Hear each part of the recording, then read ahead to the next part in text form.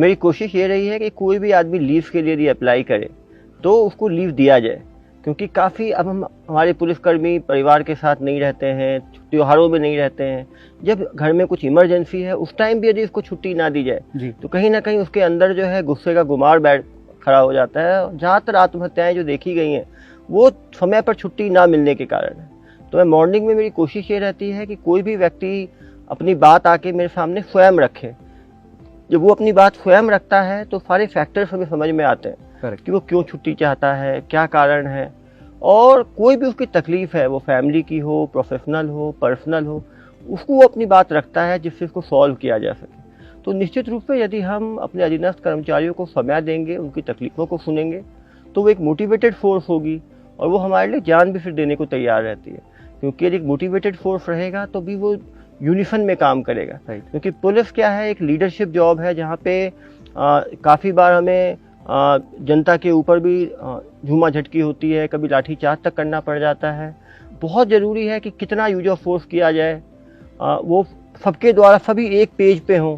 ऐसा ना हो किसी ने ज़्यादा यूज ऑफ फोर्स कर दिया, किसी ने कम कर दिया।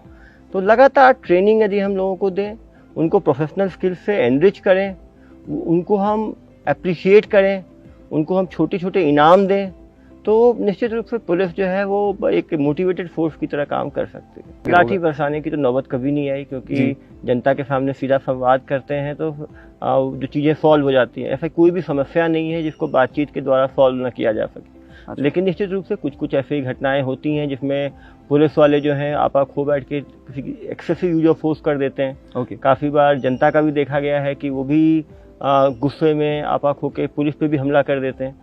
बहुत ज़रूरी है कि हम अच्छे क्राइसिस मैनेजर्स रखें। बहुत ज़रूरी है कि पुलिस पर्सनल्स को हार्ड स्किल के साथ सॉफ्ट स्किल की भी ट्रेनिंग मिलनी चाहिए। Negotiation skill, interrogation skill, crisis intervention, अपना एंगर कंट्रोल। क्योंकि काफ़ी बार ऐसा भी होता है कि पुलिस वाले परेशान रहते हैं, घर में कोई समस्या है और उसका गुस्सा जो है छोटी गलती की जो जनता के ऊपर हमने उतार दिया। तो ये दोनों तरफ से हो सकता है। हर आदमी एक इमोशनल एनिमल ही है, हम अपने इमोशंस को हमेशा कैरी फॉरवर्ड करते हैं।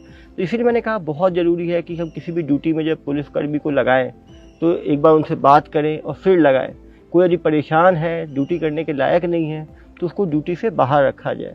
अब वरना यदि वो कुछ गलती कर बैठेगा तो उससे पुलिस की छवि भी खराब होती है। पूरे डिपार्टमेंट पे फिर सवाल उठाए जाते हैं। और आज के सोशल मीडिया और इलेक्ट्रॉनिक प्रिंट मीडिया कुछ चीज़ें बहुत तेज़ी से वायरल होती हैं।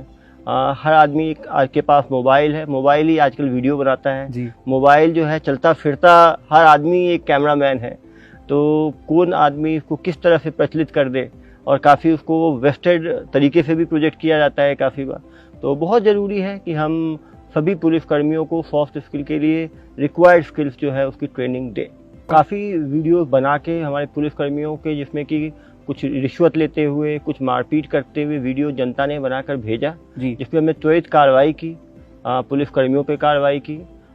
निश्चित रूप से ट्रांसपेरेंसी, अकाउंटेबिलिटी तभी आ सकती है जब टू वे कम्युनिकेशन हो।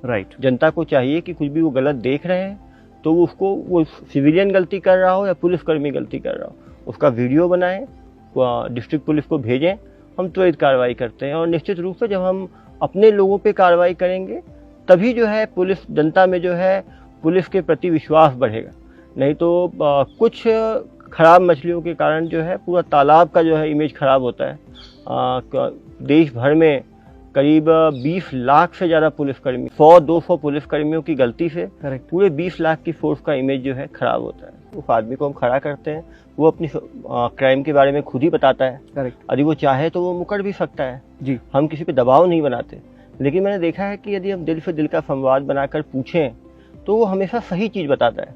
और कभी भी केस को जल्दी सॉल्व करने की कोशिश में हमें गलत व्यक्ति को गिरफ्तार नहीं करना चाहिए। हमें ये सोचना चाहिए कि यदि वो एक गलत व्यक्ति को हमने गिरफ्तार कर लिया तो उस पर क्या बीतेगी, उसके परिवार पे क्या बीतेगी। जब वो जेल से बाहर निकलेगा तो उसके अंदर कितना गुस्से का गुमार होगा और उसके बाद वो समाज के लिए कितना नुकसानदेही हो जाएगा। तो हमेशा मेरी कोशिश रही है कि समय लगे लेकिन हम सही लोग को पकड़ें, और यदि हम सही आदमी को पकड़े हैं तो हमें मीडिया के सामने उसमें बातचीत करने में फिर कहीं कोई प्रॉब्लम नहीं है, क्योंकि जो उसके साथ बीती है वही वो कहानी बताएगा। कहीं ना कहीं हमारे अंदर ये डर होता है कि हम जल्दबाजी में बिना कंफर्म किए कभी कभी गिरफ्तारी कर लेते हैं जी। काफ़ी बार प्रेशर होता है कि संगीन अपराध हुआ है, हमें जल्दी पकड़ना है, तो ये जल्दबाजी का प्रेशर में नहीं आना चाहिए। हमें पूरी मेहनत से इन्वेस्टिगेट करना चाहिए और सही व्यक्ति को पकड़ना चाहिए। मेरा हमेशा मानना है कि क्रिमिनल इतने सारे फिजिकल और बायोलॉजिकल साक्ष्य छोड़ता है कि यदि हम सही ढंग से इन्वेस्टिगेट करें तो नियरली 100% केसेस में डिटेक्ट होने की संभावना रहती है। और हो सकता है कभी कभी कुछ ब्लाइंड केसेज होते हैं जो कभी सॉल्व नहीं होते, हमें उसे भी स्वीकार करना चाहिए कि कभी कभी कुछ केसेज आएंगे जिसको हम सॉल्व नहीं कर पाएंगे अपनी पूरी मेहनत करने के बाद भी। लेकिन हमें ट्रांसपेरेंसी के साथ काम करना चाहिए, और जब ट्रांसपेरेंसी के साथ काम करेंगे तो जनता हमेशा हमें सहयोग करती है। काफ़ी बार अपराधी को पकड़ते हैं तो उसके घर वालों को भरोसा नहीं होता कि हमारा बच्चा इस तरह का संगीन अपराध कर सकता है जी। लेकिन जब उसको हम जब वो खुद बताता है अपने घर वालों को कि हाँ मैंने ऐसा किया है, तो कहीं ना कहीं फिर घर वालों को सुकून मिलता है कि यदि इसने गलत किया है तो इसकी सज़ा तो इसको मिलनी चाहिए। तो इसीलिए बहुत ज़रूरी है कि हम ट्रांसपेरेंसी के साथ क्रिमिनल और उनके परिवार वालों को भी जो है चीज़ों को पूरी तरह से एक्सप्लेन करें कि क्या क्राइम उन्होंने किया है, क्या इसकी सज़ा है, कैसे ये कानूनी रूप से इससे जो है आगे बढ़ सकते हैं।